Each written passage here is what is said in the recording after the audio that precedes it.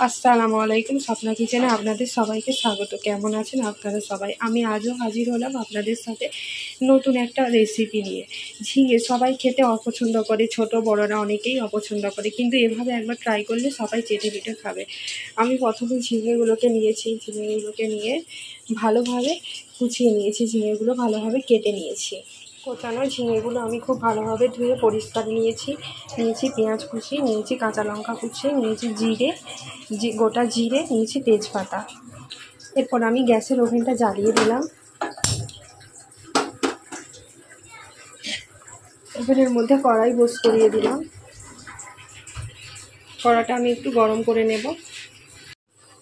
দেখুন কড়াটা আমার ভালোভাবে গরম হয়ে গেছে। কড়াইয়ের মধ্যে আমি তেল দিলাম।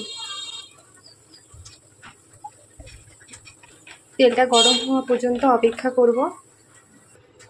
দেখুন তেল আমার ভালোভাবে গরম হয়ে গেছে। তেলের মধ্যে আমি দিলাম কাঁচা লঙ্কা, কুচানো কাঁচা লঙ্কা, তেজপাতা আর গোটা জিরে। এরপর আমি পেঁয়াজ কুচি দিলাম।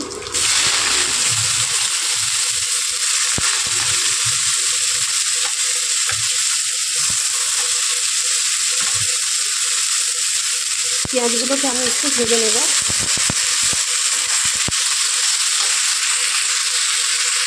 দেখুন পেঁয়াজগুলো আমি 2-3 মিনিটের মতন ভেজে নিয়েছি। এবারে আমি ঝিঙেগুলো দিয়ে দেবো পেঁয়াজের মধ্যে।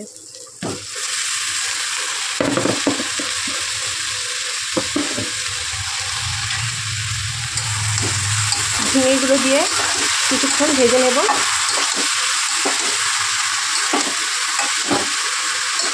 এরপর আমি একটা মিক্সিং জারের মধ্যে 2 টেবিল চামচ পোস্ত,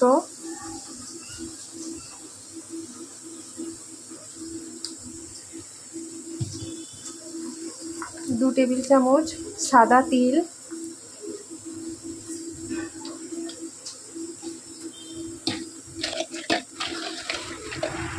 4-5টা কাজু দিয়ে আমি ভালো করে মিক্সিং জারে বেটে নেব, মিহি করে পিষে নেব। দেখুন ঝিঙেটা আমি 2-3 মিনিটের মতন ভালোভাবে একটু ভাজা করে নিয়েছি।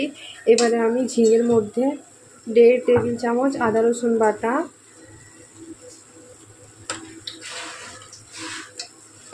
1 টেবিল চামচ লঙ্কা গুঁড়ো,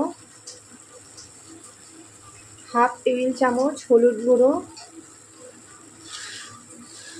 2 টেবিল চামচ নুন,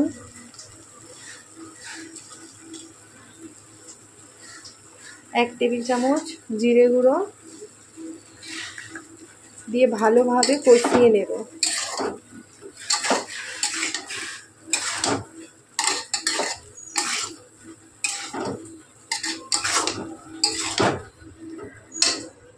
দেখুন আমি ঝিঙে মশলাটা ভালোভাবে কষিয়ে নিয়েছি। এরপর মিহি করে বেটে রাখা পোস্ত, সাদা তিল আর কাজু বাদামটা দিয়ে দিলাম। এই বাটাটা ভালোভাবে দিয়ে দিলাম।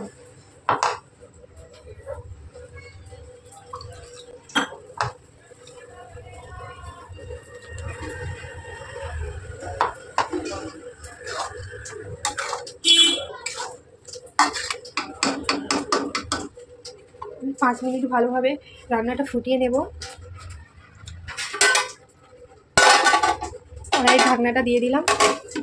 পাত্রে 2টো ডিম ফাটিয়ে ভালোভাবে গুলে নিয়েছি। দেখুন এরপর আমি ডিমটা ভেজে নেব।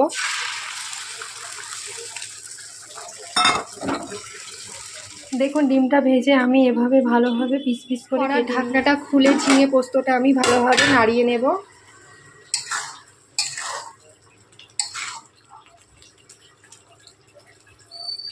ভালোভাবে নাড়িয়ে নিয়েছি। এর মধ্যে পিস করে কেটে রাখা ডিমগুলো আমি দিয়ে দেব।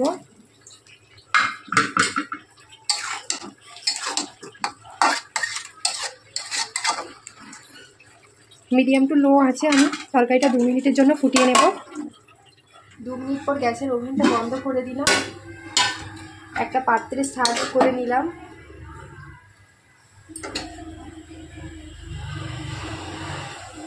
খেতে কিন্তু খুব সুন্দর হয়েছে। আপনারা অবশ্যই বাড়িতে একবার ট্রাই করবেন এই রেসিপিটা। আমার চ্যানেলটা ভালো লাগলে আপনারা একটা লাইক, কমেন্ট আর সাবস্ক্রাইব করে দেবেন।